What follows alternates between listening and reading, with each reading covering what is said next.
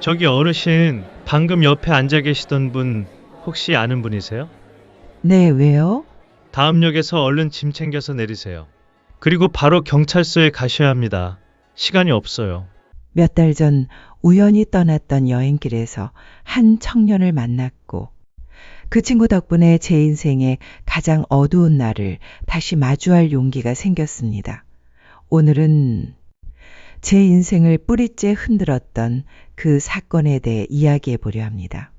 구독과 좋아요 지금 살짝 눌러두시면요. 혹시라도 중간에 끊기더라도 언제든 이어서 들으실 수 있답니다. 안녕하세요. 저는 올해 72 이정화라고 합니다. 제가 처음 결혼한 건 23 때였습니다. 건설 현장에서 일하던 남편은 늘 손에 굳은 살이 박힌 사람이었죠. 힘들게 번 돈을 아이들 간식으로 아낌없이 쓰고 저한테는 항상 웃는 얼굴을 보이던 정말 착한 사람이었습니다. 그런 남편이 사고로 떠났습니다. 12층 높이에서 떨어졌어요. 현장에서 들려온 소식을 믿을 수 없어 병원으로 달려가며 계속 중얼거렸죠. 거짓말이지. 진수 씨, 제발. 하지만 돌아온 건 싸늘한 시신 한 구. 그땐 첫째가 3살, 둘째는 이제 겨우 돌을 지난 아기였습니다. 하늘이 무너진다는 말, 그게 어떤 느낌인지 그때 알았어요. 매일 울다 지쳐 쓰러지고 아이들 얼굴만 보면 미안해서 또 울고 한동안은 집에서 부업도 해봤습니다. 하지만 애둘 키우며 벌기엔 턱없이 부족했죠. 결국 용기를 내 파출 부위를 시작하게 됐습니다. 제가 처음 들어간 집은 또래 부부가 살던 고급 빌라였어요. 그 집에는 100일도 안 된 아기가 있었고 저는 아이를 돌보면서 집안일도 같이 했습니다. 하루는 아기를 안고 우유를 먹이는데 눈물이 나더군요. 내 새끼들 품에도 이렇게 안기고 싶은데 왜 나는 남의 아이를 품고 있나. 그런 생각에 너무 미안하고 서러워서요. 그렇게 울고 있는 제 모습을 사모님이 조용히 바라보시더니 이렇게 말했습니다. 아주머니, 이거 저희 아기 선물 받은 건데요. 아주머니 애들 입히세요. 우린 이만한 옷이 너무 많아요. 정말 괜찮으시겠어요? 애들은 금방 크니까 그냥 뒀다 입히셔도 되는데. 마음 편하게 받으세요. 전 아주머니 댁 아이들도 소중하다고 생각해요. 그 말을 듣는데 저도 모르게 울컥했어요. 그 집 사모님은 참 따뜻한 분이었죠. 첫째 낳고 연년생으로 둘째도 금세 낳았는데 제가 사후조리며 마사지를 해드릴 때마다 그렇게 고마워했어요. 사모님, 이건 진짜 조심하셔야 돼요. 애 낳고 바로 움직이면 다리 붓고 허리 망가져요. 여기 좀 누우세요. 제가 좀 풀어드릴게요. 어머, 진짜 시원하다. 아주머니 없었으면 어쩔 뻔했어요. 제가 사람 복이 있나 봐요. 그 말을 듣는 순간 참 오래간만에 누군가에게 필요한 사람이 된 기분이 들었어요. 그래서 그 집을 제 집처럼 아꼈습니다. 물론 제 삶이 언제나 평탄했던 건 아닙니다. 가끔은 또 아이가 아프고 또 죄송하단 말을 반복해야 했죠. 그날도 작은 애가 열이 나서 병원에 데려가야 했습니다. 사모님, 정말 죄송해요. 오늘도 먼저 들어가야 할 것 같아요. 아니에요. 언니 애 아픈데 무슨 죄송할 게 있어요. 저희 애들은 제가 보면 되니까 걱정 말고 얼른 다녀오세요. 그 말에 눈물이 핑 돌았습니다. 그렇게 다정하고 따뜻한 사람이 세상에 또 있을까요? 그러던 어느 날 그 집에서 일한 지 3년쯤 되었을 무렵이었어요. 사장님과 사모님이 저를 조용히 부르시더군요. 아, 드디어 해고 통보구나. 마음이 철렁 내려앉았습니다. 언니, 우리 얘기 좀 할까요? 중요한 이야기예요. 저는 두 손을 모으고 앉아 귀를 기울였죠. 그런데 뜻밖에도 사모님이 제 손을 꼭 잡으며 이렇게 말했어요. 그동안 언니도, 언니 애들도 정말 고생 많으셨어요. 이제 우리 집에서 같이 지내보는 게 어때요? 2층 방 남는데 그 방에서 아이들과 지내세요. 네, 정말요? 그럴 수 없어요. 저는 그냥 일하러 오는 건데. 우리 아이들이 언니 손에 너무 익어서 다른 분은 상상도 안 돼요. 사실 언니가 아이들보다 자기 애들 뒷전인 것 같아. 제가 너무 미안했어요. 그 순간 말로 다 표현 못할 감정이 밀려왔습니다. 파출부가 아니라 사람으로 존중받는다는 느낌. 그날 밤 아이들 손을 꼭 잡고 그 집 2층에 처음 올라갔을 때 속으로 이렇게 말했어요. 이 은혜 꼭 갚자. 잠 한 시간 덜 자고 손 한 번 더 놀리자. 그래서 저는 매일 새벽같이 일어나서 청소하고 식사 준비하고 저녁에도 설거지 끝날 때까지 손 놓지 않았습니다. 그러다 보니 사모님과도 더 가까워졌죠. 언니, 요즘은 그냥 언니가 우리 식구 같아요. 솔직히 이제 아주머니란 말보다 언니가 더 잘 어울려요. 그러던 어느 날 사모님이 이유식을 직접 만들어 보겠다고 하시더군요. 언니가 만들어준 이유식, 애가 너무 잘 먹더라고요. 나도 한번 해보고 싶어요. 좀 알려줘요. 그래서 하나하나 알려드렸고 사모님도 진지하게 배워서 만들어 보셨어요. 자, 이거 내가 만든 거야. 우리 딸, 엄마 솜씨 좀 볼까? 그런데 아이가 한 숟가락 먹고는 입을 꼭 닫는 겁니다. 사모님이 뾰로통한 얼굴로 말했죠. 아이고, 얘 입맛이 까다롭네. 언니 거는 잘 먹더니 내 건 안 먹네? 나중에 요리사라도 되려나 보다. 그 말을 들으며 저도 모르게 웃음이 났습니다.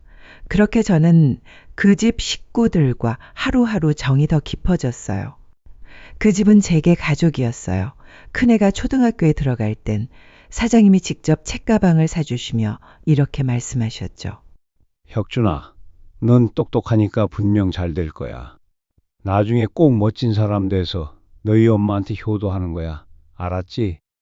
사모님 부부는 제 아이들까지 품어주었고 저는 그 고마움에 2배, 3배로 일했습니다. 그렇게 벌써 12년이 흘렀습니다. 그러던 어느 날 사모님이 뜻밖의 이야기를 꺼내셨죠. 언니, 우리 곧 미국으로 가요. 이민. 예전부터 준비해 왔는데 드디어 확정됐어요. 그 말을 듣는 순간 심장이 덜컥 내려앉았습니다. 이젠 이 가족과 헤어져야 한다는 거잖아요. 언니, 갑자기 일자리 잃게 해드려서 너무 죄송해요. 그래서 퇴직금 조금 준비했어요. 언니 칼국수 솜씨로 식당 내시면 정말 잘 될 거예요. 그녀가 내민 봉투를 보고 깜짝 놀랐습니다. 식당 하나 차릴 수 있을 만큼 큰 돈이었어요. 사모님, 아니 윤재 씨, 저 이 돈 못 받아요. 저 그동안 받은 월급도 아깝지 않았고 정말 감사한 기억만 가득해요. 언니는 받을 자격 있어요.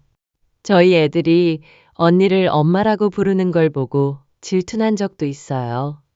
그만큼 언니가 우리 아이들을 진심으로 아껴주신 거잖아요. 결국 저는 울음을 삼키며 그 손을 꼭 잡았습니다. 내 인생에 이런 사람들을 만난 게 얼마나 큰 복인지 새삼 깨달았죠. 그 후 저는 그 돈으로 조그만 칼국수집을 열었습니다.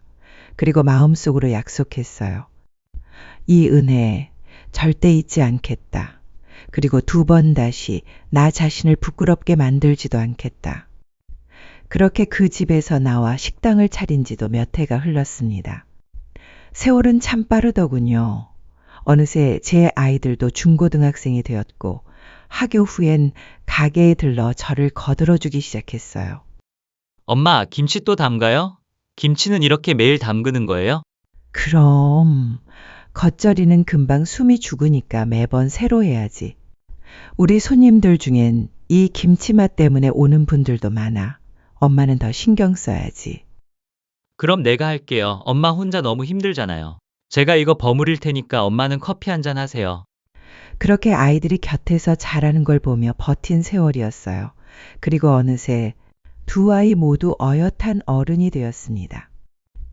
큰애는 공부를 잘해서 좋은 대학을 졸업했고 결국 중견기업에 들어갔고요. 작은 애는 기술 배우겠다고 공장에 들어가 열심히 일했죠. 가끔은 남편 없이 애들 키우던 시절이 떠올라서 손에 들고 있던 그릇을 내려놓고 저도 모르게 눈물이 핑 돌 때도 있었습니다. 그래서 그 아이들에게는 이렇게 말했어요. 딴 건 필요 없다. 건강하게만 살아다오. 그게 다야. 내 바람은 그거 하나면 충분해. 그러던 어느 날 작은 애가 27이 되었을 무렵이었어요. 엄마, 저 결혼할 사람 생겼어요. 처음 데려온 그 아이를 보는 순간 제 마음에 쏙 들더군요. 그 아이는 어린이집 교사였고 말도 싹싹하고 눈빛도 따뜻했어요. 며느리로 삼기에 더없이 괜찮은 아이구나 싶었죠. 어머님, 겉절이 만드는 법 좀 알려주세요. 어머님네 식당에서 먹고 반했잖아요. 유명한 맛집 비법은 잘 안 알려준다던데 저한테만 살짝 귀띔해 주시면 안 돼요? 아이고, 그걸 내가 배워서 어디다 쓰려고? 나중에 어머님 힘드시면 제가 대신 만들어 드려야죠. 그리고 비법은 며느리한테만 전수하는 거 아닌가요? 말 한마디 한마디에 애교가 철철 넘쳤고 어느새 제 팔을 끼고 시장 보러 같이 가자고 졸라댈 정도로 정이 많았어요. 결혼 후엔 손주도 둘이나 낳았죠. 어린이집 교사라 그런지 애들을 어찌나 잘 보는지. 저도 배울 게 많더라고요. 한 번은 큰 손주 하영이가 놀다가 넘어졌는데 울지도 않고 벌떡 일어났어요. 그걸 본 며느리가 이렇게 말하더군요. 우와, 우리 하영이 할머니 닮았나 보다. 넘어져도 울지도 않고 씩씩하네. 어머님 되게 강인한 분이시잖아요. 위에서 얘기 많이 들었어요. 어머님 혼자서 두 아들 키우느라 고생 많이 하셨다고. 저 그래서 우리 애들도 어머님처럼 키울 거예요. 강하고 따뜻하고 절대 무너지지 않는 사람으로요. 며느리가 그런 말을 해줄 때마다 빈말이라 해도 참 듣기 좋았어요. 가슴속이 찌르르하게 따뜻해졌죠. 작은 아들 결혼식이 끝난 지도 어느덧 3년이 지났을 무렵이었습니다. 그날 큰아들이 어느 여자를 데려와 조심스럽게 제게 인사시키더군요. 엄마, 이 사람 제 결혼 상대예요.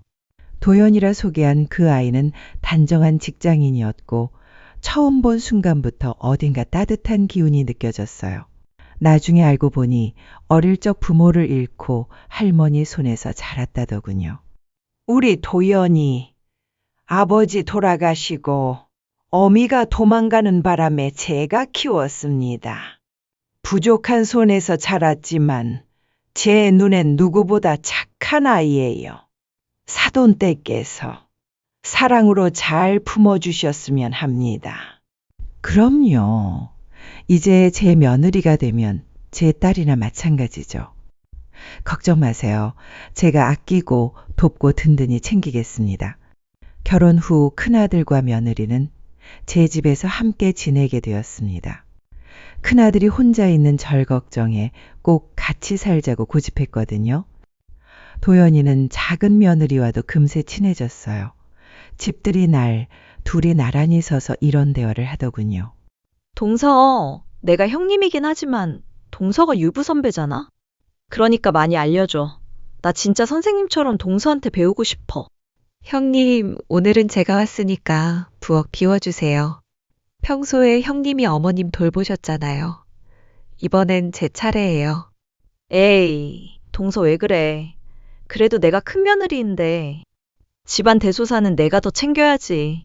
명절이면 서로 더 잘하겠다고 티격태격 웃음이 끊이질 않았어요.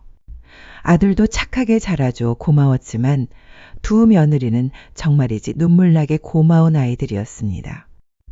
결혼한 지 1년쯤 됐을 때 도연이에게 아들이 생겼어요. 직장을 다니던 며느리를 위해 저는 식당을 정리하고 집에서 손주를 돌보기로 했죠. 남편 잃고 힘들게 살았던 제 인생에 사장님 부부부터 두 며느리까지 좋은 사람들만 곁에 와준 것 같아 늘 감사했습니다.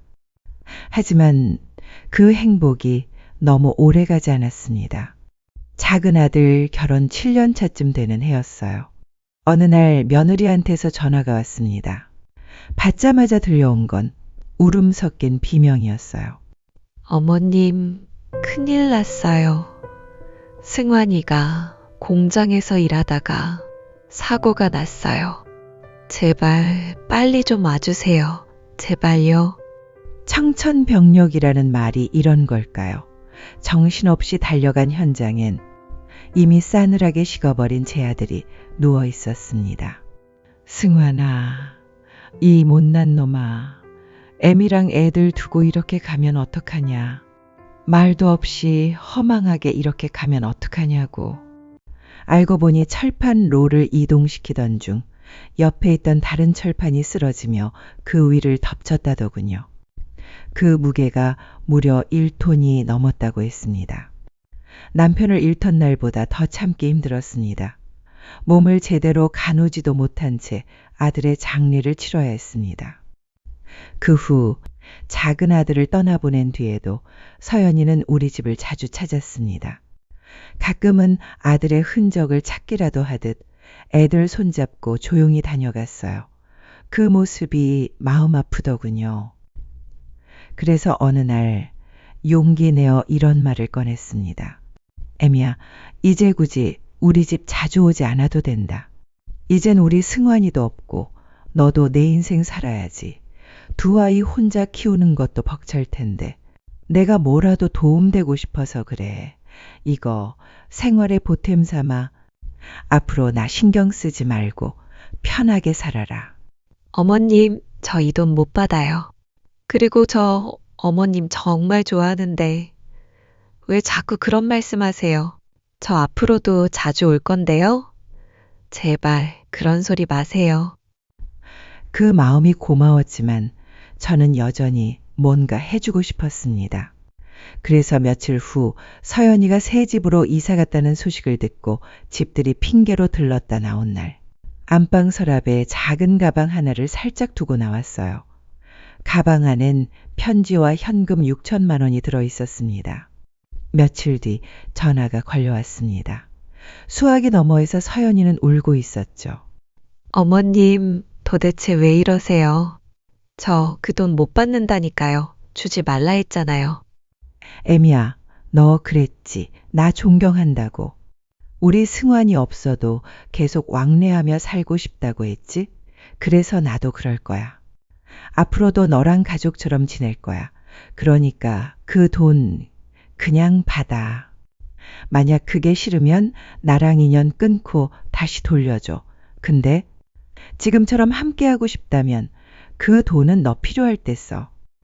한참을 말이 없던 서연이는 결국 흐느끼며 이렇게 말했어요. 감사해요, 어머님. 진짜 감사해요. 물론 산재 처리는 받았지만 여자가 혼자 아이들 키운다는 게 얼마나 힘든 일인지 제가 누구보다 잘 알고 있었으니까요. 그렇게라도 도와주고 싶었습니다. 하지만 제 마음속 허전함은 쉽게 사라지지 않았습니다. 작은 아들이 떠난 자리가 너무 커서 남몰래 베개를 적신 밤이 얼마나 많았는지 모릅니다.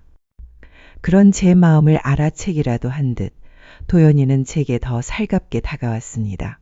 어머님, 날씨 좋은데 벚꽃 보러 가요. 오늘은 꼭 같이 나가요.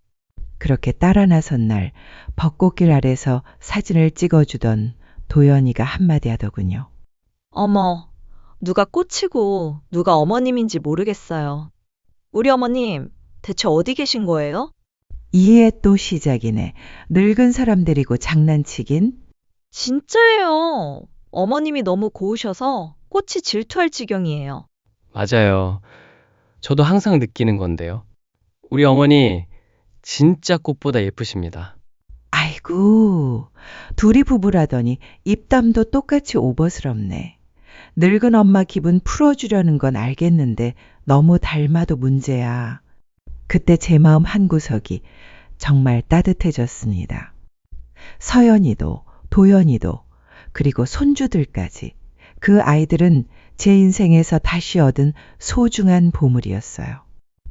어느 날 도연이가 사과를 깎아 포크에 꽂아 손주 입에 넣으며 이렇게 말하더군요. 우진아, 이거 할머니 만든 거야. 항상 우리 집에선 할머니가 1등이라고 했지? 네, 당연히 할머니가 1등이죠. 아이고, 맛있다. 우리 손주가 주는 사과라 그런지 더 맛나네. 그럼 이제 할머니는 먹었으니까 다음엔 누구 줄 거야? 엄마야, 아빠야? 전 또 할머니 줄래요? 할머니가 제일 좋단 말이에요. 그 말을 들은 아들이 깔깔 웃으며 장난스럽게 말하더군요. 뭐야, 엄마 아빠보다 할머니가 더 좋다는 거야? 이것 좀 서운한데. 그래도 뭐 우리 엄마가 워낙 좋은 사람이니까 인정. 그렇게 웃고 떠들던 어느 날 우리 가족에게 정말 좋은 일이 생겼습니다. 수년 전부터 저희가 살던 아파트에 재개발 이야기가 나오고 있었는데 결국 보상으로 새 아파트 한 채를 받게 된 거예요. 이사하던 날 도연이는 눈을 반짝이며 말했죠. 어머님, 여기가 진짜 우리 집이에요? 이렇게 좋은 집에서 우리가 산다니. 진짜 로또 맞은 것 같아요. 완전 대박. 그 말 그대로였습니다. 새로 지어진 아파트 시세가 꽤 올라 있었고 20년 넘게 한자리에 살다 보니 이런 날도 오더군요. 집들이 날 서연이도 손주들과 함께 들렀습니다. 우와, 집 너무 좋다. 어머님, 새집 이사 축하드려요. 이건 제가 끓인 사골국이에요. 냉동실에 얼려두셨다가 필요할 때마다 드세요. 아이고, 빈손으로 와도 되는데 이런 걸 또 사골 끓이려면 시간도 오래 걸렸을 텐데. 괜찮아요. 어머님 요즘 다리 부으신다 하셔서 이건 다리 마사지기예요. 앉아 계실 때마다 한 번씩 꼭 사용해 보세요. 그날 저녁 온 가족이 모여 맛있는 음식도 나눠 먹고 간단히 술도 한 잔씩 곁들이며 늦게까지 웃고 떠들었어요.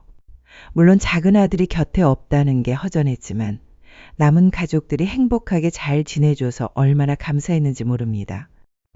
그렇게 또 시간이 흘러 큰아들은 40 중반이 되었고 손주도 중학생이 되었죠. 그런데 언제부턴가 아들 방에서 자꾸 말다툼 소리가 들리기 시작했습니다. 하루는 보다 못해 조용히 둘을 불러 이렇게 말했어요. 도대체 왜 이렇게 싸우는 거냐? 늦은 시간에 집안이 그렇게 시끄러워야겠니? 어머님, 그게 제가 뭘 잘못한 건 아닌데. 그 사람이 절 좀 오해하고 있어서요. 혁준아, 너는 말 좀 해봐라. 무슨 오해야? 뭐 때문에 매일 다투는 거야? 하지만 아들은 아무 말도 없이 한숨만 쉬더니 됐어요. 한마디 남기고는 현관문을 박차고 나가버렸습니다. 한 번도 내 앞에서 화낸 적 없던 아이가 그렇게 나간 겁니다. 그 뒤로 아들은 회사에 일이 생겼다며 하루가 멀다 하고 야근을 하더군요. 한 달 내내 제 시간에 집에 들어온 날이 손에 꼽힐 정도였습니다. 하루는 걱정돼서 아들이 돌아올 때까지 거실에서 기다렸어요. 새벽 1시가 가까워져서야 현관문 열리는 소리가 들리더군요. 혁준아, 이렇게 늦게까지 일하다 온 거야? 아이고, 너무 힘들겠다. 밥은 먹었니? 지금이라도 내가 뭐라도 차려줄까? 아니에요. 오늘은 너무 피곤해서 그냥 바로 잘게요. 저 괜찮으니까 어머니도 얼른 들어가서 주무세요. 그 말에 아무 말도 못하고 방에 들어갔습니다. 내 아들이 나한테 뭔가 숨기고 있다는 걸 그날 처음 느꼈어요. 다음 날 새벽 저는 아들 방에서 들려오는 큰 소리에 잠에서 벌떡 깨고 말았습니다. 여보, 제발 눈 좀 떠봐. 여보, 일어나봐, 제발. 그날 새벽 저는 믿을 수 없는 장면을 마주하게 됐습니다.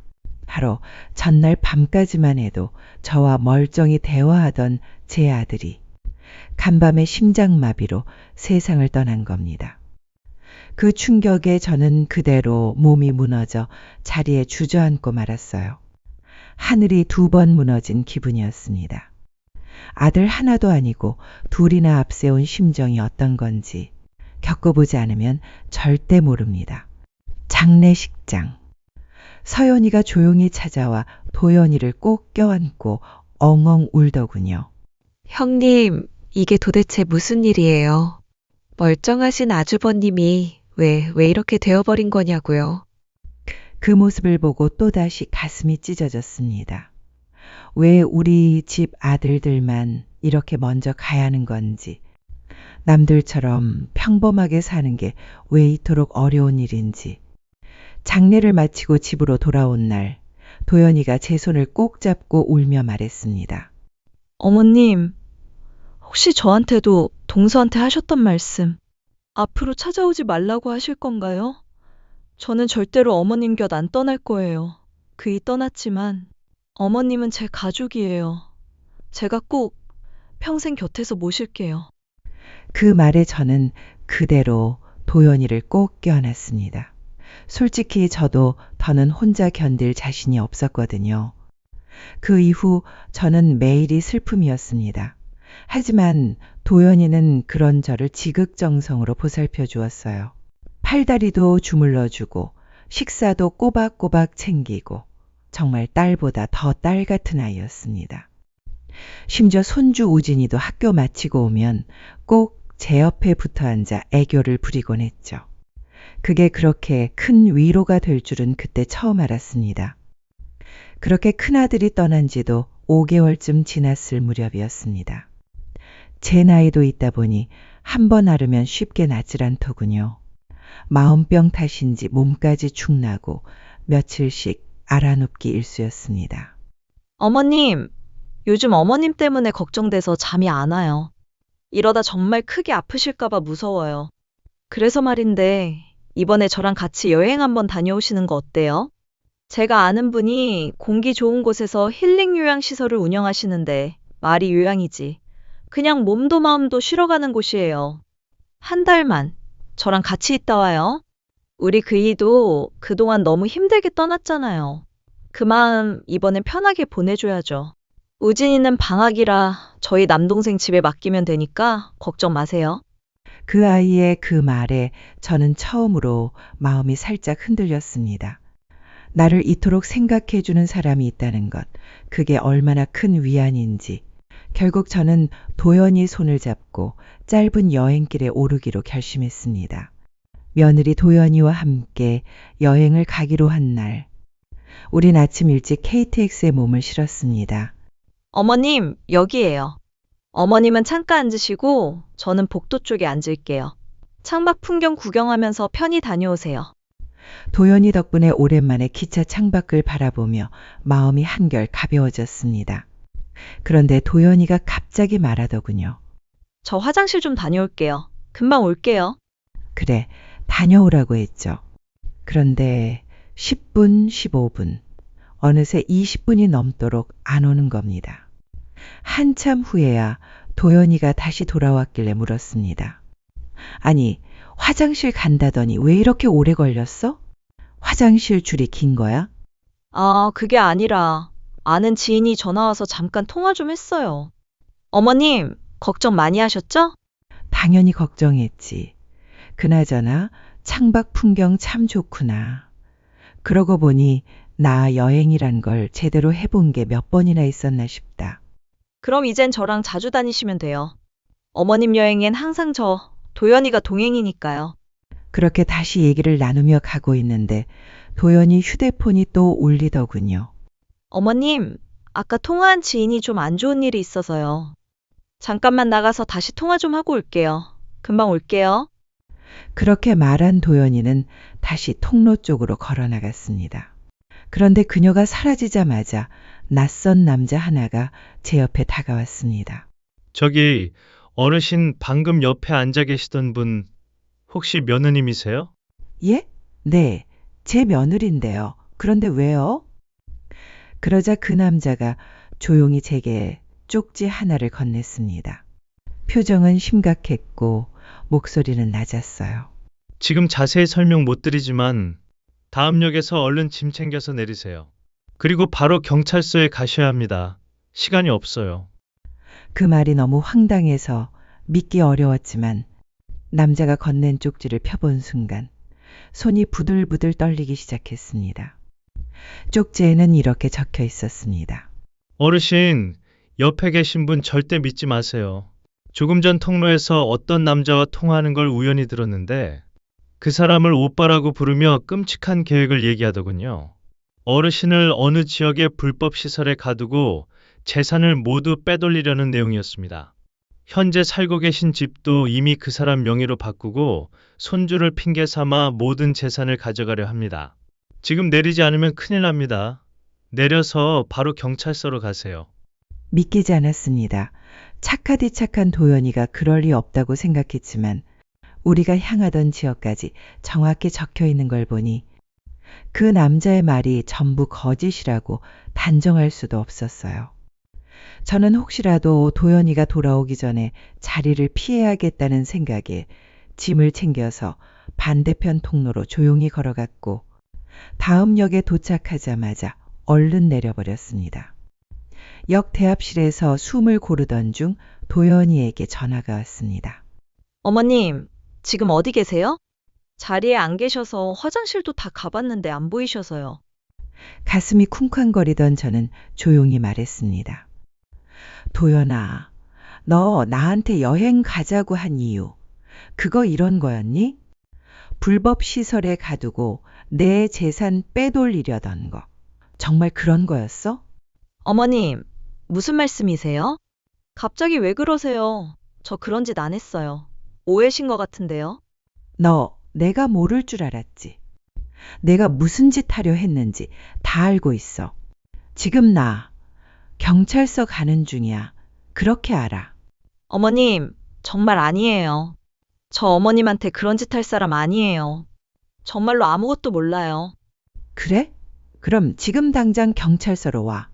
거기서 조사받고 아무 문제 없으면 나도 믿을게.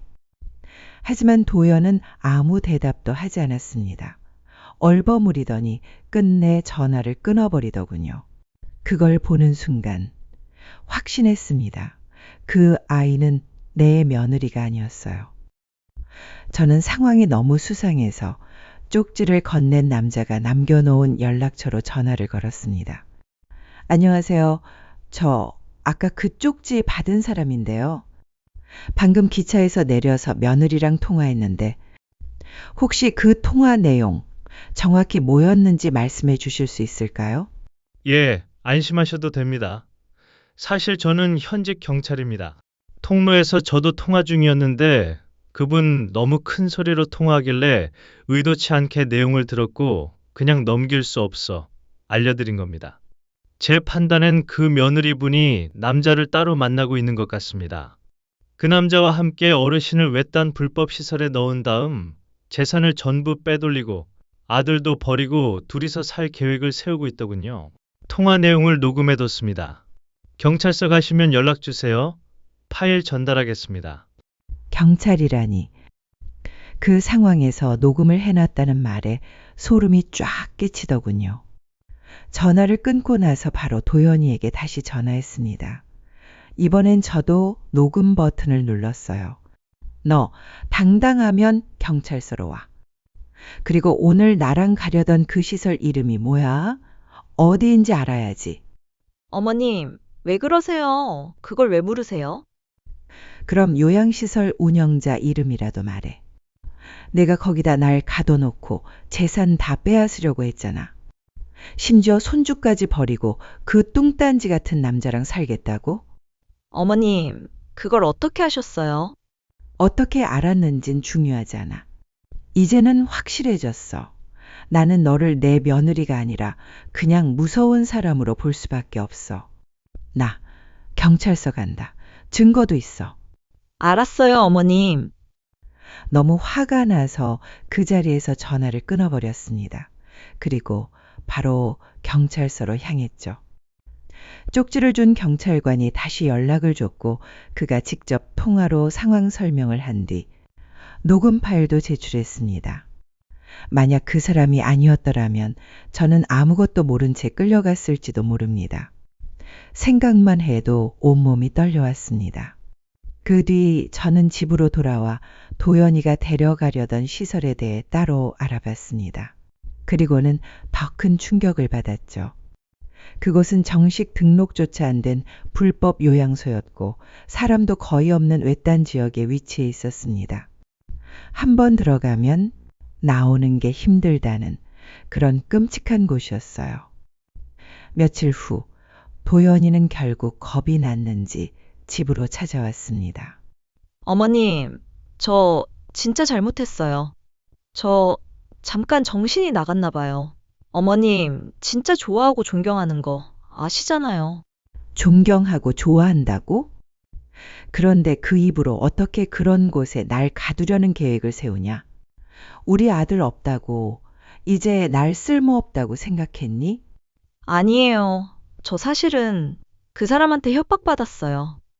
혼자서 두 아이 키울 생각하니까 너무 막막했고, 그 남자가 자꾸 저더러 그러자고 시켰어요. 협박. KTX에서 깔깔거리며 통화하던 너. 녹음 다 들었다. 이제 늙은이 처리하면 끝이라고 하던 목소리도. 그게 협박이야? 그게 무서워서 떠드는 거야? 어머니, 정말 죄송해요. 진짜 그땐 제정신이 아니었어요. 그런데 어머님, 저 교도소 가게 되면 우진인 누가 키워요? 그 일도 없는데 저라도 옆에 있어줘야죠. 제발. 경찰 신고한 거 취하해 주세요. 네? 뭐? 취하는 개뿔. 너 같은 건 감방에 들어가서 콩밥이나 먹어봐야 정신 차리지. 혼자 우진이 키우기 힘들다고? 그거 핑계 삼지 마라. 넌 애도 버리고 그놈이랑 살림 차릴 생각이었잖아. 시어미를 요양소에 처박고 내 재산 챙기겠다고 꾀를 낸 게 사람이냐? 엄마란 작자가 지 자식까지 버릴 생각을 해? 어머님, 저 진짜 잘못했어요. 제발, 단 한 번만 봐주세요. 저 감옥. 너무 무섭단 말이에요. 무서운 건 너 아니고 나야. 난 너 때문에 외딴 불법 시설로 끌려갈 뻔했어. 그게 얼마나 끔찍한 줄 알아? 넌 바람난 것도 모자라. 우리 아들 죽고 나서 나까지 버릴 생각했어. 너한텐 감옥이 딱 어울려. 당장 내 집에서 나가. 꺼져. 도연이는 계속 애원했지만 저는 그녀를 내쫓고 짐도 죄다 현관 밖으로 내다버렸습니다. 그 일이 있고 난 뒤 며느리는 미수로 끝났다는 이유로 결국엔 벌금형만 선고받고 말았어요. 하지만 더 가슴 아픈 건 그 사실을 알게 된 우진이의 반응이었습니다. 할머니, 저 이제 엄마랑 안 살래요. 할머니랑만 살고 싶어요. 우리 엄마 할머니한테 그런 짓까지 하려 했다면서요. 저 그런 사람 너무 무섭고 같이 못 살겠어요. 할머니, 제발 저 버리지 말아주세요. 네? 우진이가 울면서 제게 그렇게 말하는데 너무도 안쓰러워서 눈물이 멈추질 않았습니다. 그때 작은 며느리가 찾아왔습니다. 어머님, 대체 어떻게 그런 일이, 그렇게 착하던 사람이 어떻게 그런 계획을, 이제부턴 저 말고는 아무도 믿지 마세요. 저만 믿으세요, 어머님. 제발요. 그 후 저는 큰 충격에 병원 치료까지 받아야 했습니다. 그때마다 서연이가 병원에 데려다 주고 제 옆을 지켜줬습니다. 그런데 하루는 서연이가 병원 데리러 왔을 때 하필이면 도연이가 다시 집으로 찾아왔더군요. 어머님, 저 정말 잘못했어요. 다시 잘할게요. 우진이도 여기 있는데 저도 이 집에 있어야 하잖아요. 제발 저 내치지 말아주세요. 도연이는 제 앞에 무릎까지 꿇고 애원했습니다. 그 순간 서연이가 제 앞을 가로막더니 단호하게 말했죠. 당신 도대체 무슨 염치로 여길 또 찾아왔어? 어머님이 얼마나 힘들어 하셨는데 아들을 둘이나 잃은 분한테 그런 짓을 저질러 놓고 인간이냐고. 동서, 나 진짜 그때 미쳐 있었던 거야. 원래 그런 사람 아니잖아. 그거 너도 알잖아. 웃기지 마. 본성은 결국 위기에서 드러나는 거야. 선한 사람은 애초에 그런 상상도 못해. 그리고 경고할게. 한 번만 더 어머님 앞에 나타나면 법도 필요 없어. 내가 널 부숴버릴 거니까. 그때 방 안에 있던 우진이까지 나와 도연에게 말했습니다. 엄마, 이제 정말 나랑 살 생각하지 마요. 할머니가 날 키우셔도 난 괜찮아. 엄마는 나까지 버리려고 했잖아. 이제 난 엄마가 너무 무서워. 그날 밤 저는 도연이가 떠난 집안을 가만히 둘러보았습니다. 텅 빈 우진이 방, 아직 남아있는 그의 아빠의 유품들. 그런데 이상한 생각이 하나 머리를 스치더군요. 그의 도연이 그날 왜 그랬지? 큰아들이 세상을 떠나기 전 이상한 낌새가 몇 번 있었어요. 도연이 그날따라 유독 늦게까지 집을 안 들어왔었고 그의 약을 챙긴다며 뭔가를 뒤적이던 모습도 떠올랐습니다. 아무리 생각해도 무언가 이상했어요. 그제야 무서운 생각이 들더군요. 혹시 그 아이 아빠의 죽음도 도연이와 관련된 건 아닐까? 그 순간 문득 떠오른 사람이 있었습니다. 도연이 그날 통화하던 그 남자가 처음이 아니었다는 걸 이제야 깨닫게 된 겁니다.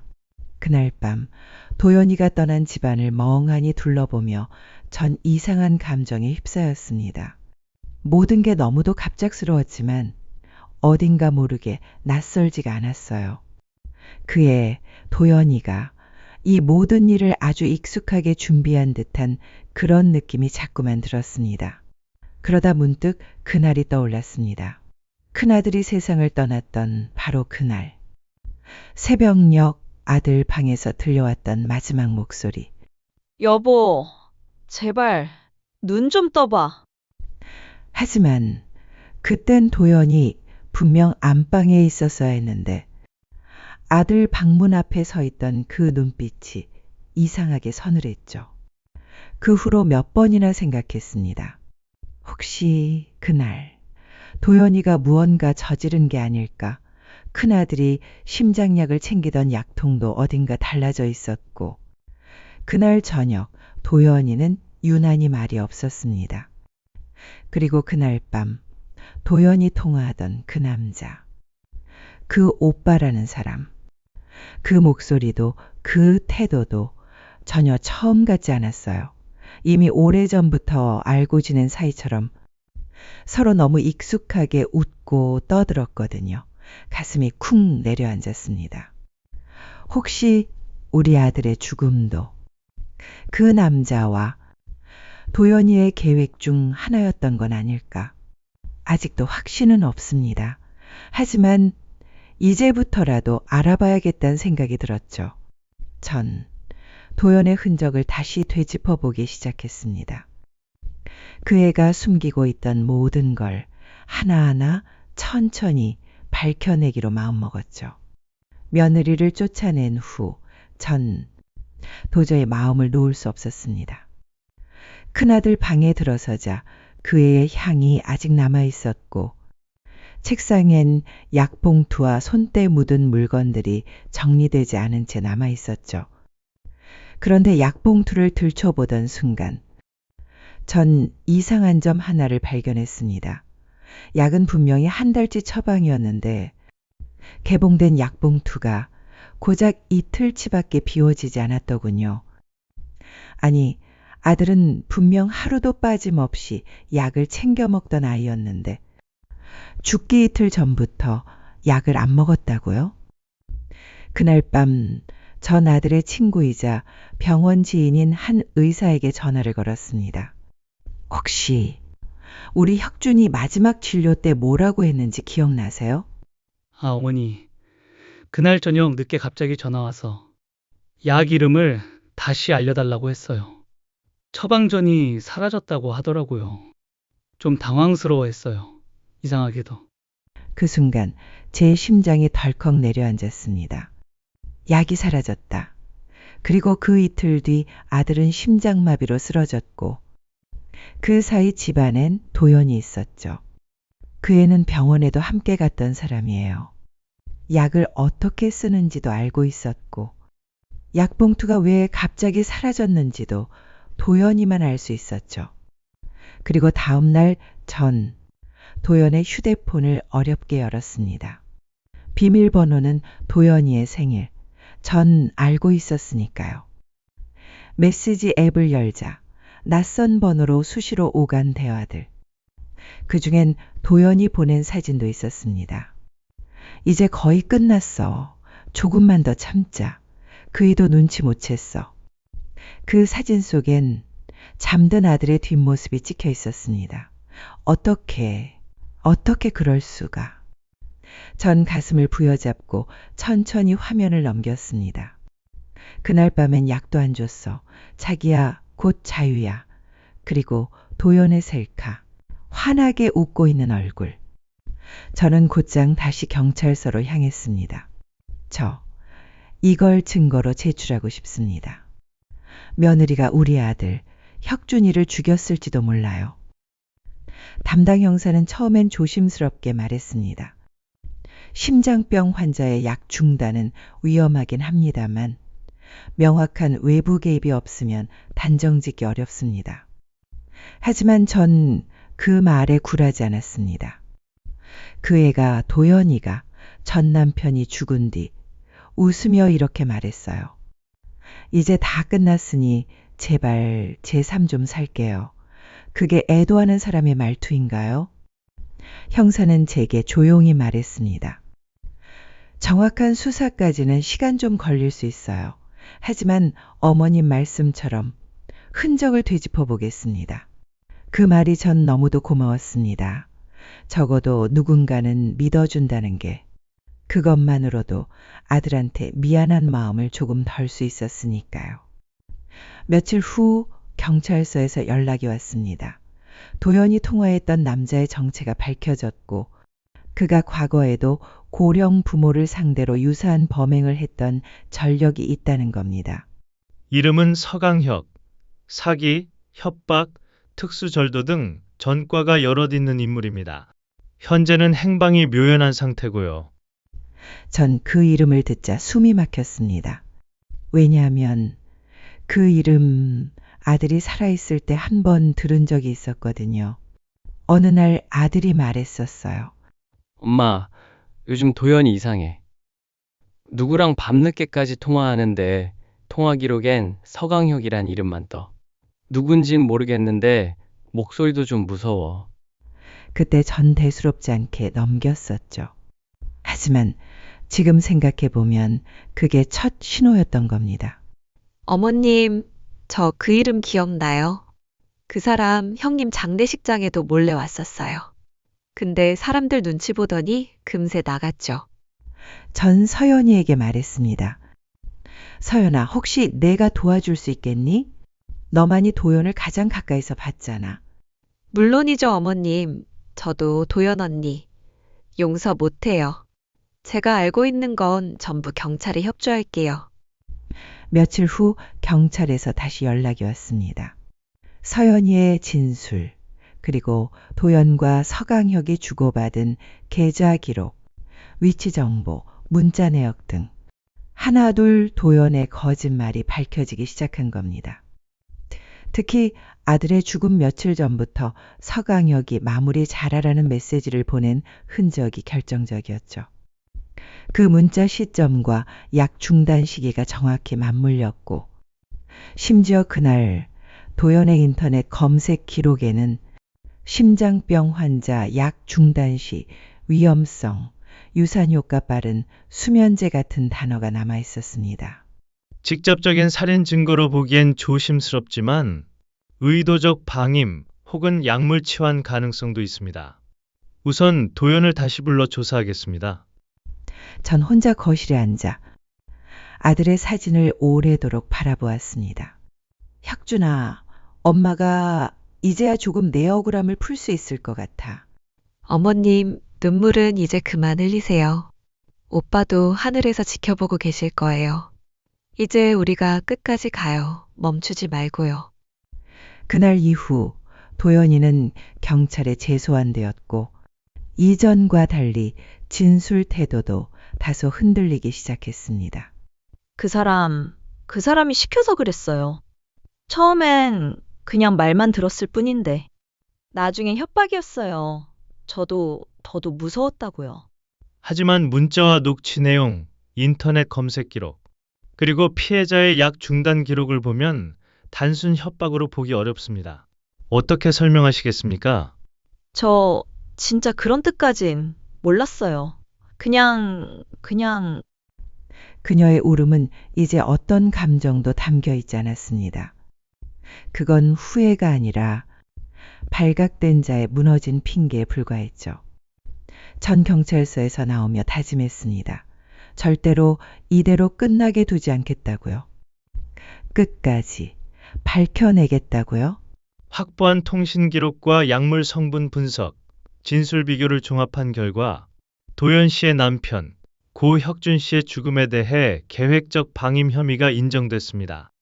직접 살인 정황까지는 어렵지만 중대한 과실치사 혐의로 재기소될 예정입니다. 그 말을 듣는 순간 전 차가운 의자에 앉은 채 주먹을 꼭 쥐었습니다.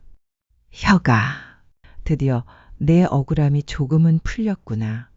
아니에요. 전 진짜 그럴 일도 아니었어요. 그냥 약만 잠깐 바꿨을 뿐이었는데. 피해자가 평생 복용한 약을 바꿨다고요?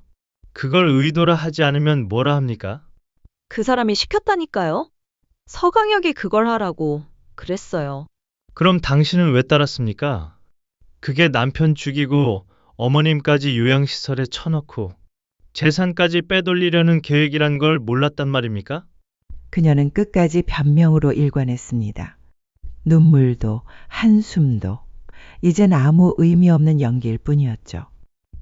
그날 이후 저는 정식으로 도연을 재산 사기, 미수 및 과실치사 혐의로 고소했습니다. 경찰도 혐의를 인정했고 결국 구속 수사가 결정됐죠. 어머님, 정말 잘하셨어요. 이제 오빠가 조금은 웃을 수 있을 거예요. 할머니, 우리 엄마 왜 그렇게 돼버린 걸까요? 예전엔 안 그랬는데. 사람은 겉만 봐선 몰라. 오랜 시간 착한 척도 할 수 있어.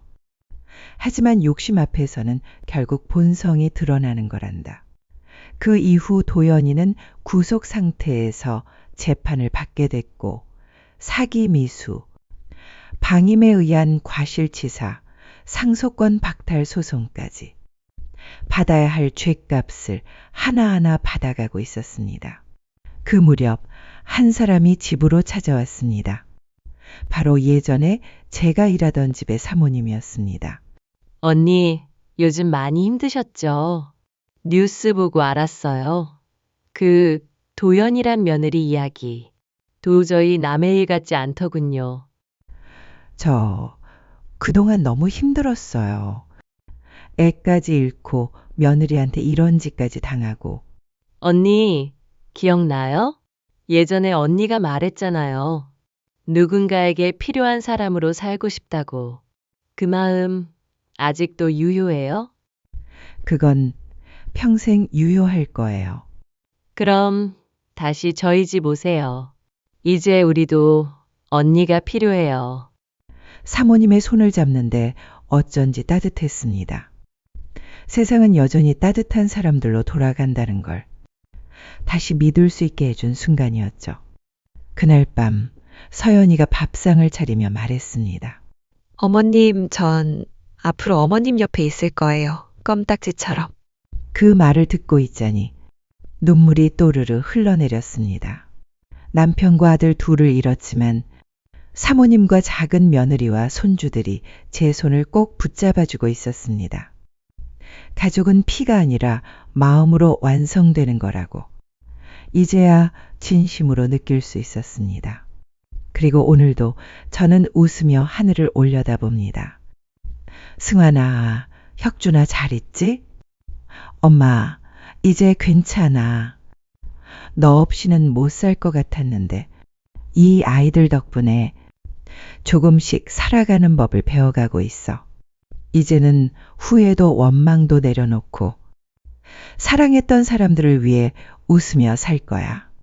여러분도 가까이 있는 소중한 사람의 진심을 잊지 마세요.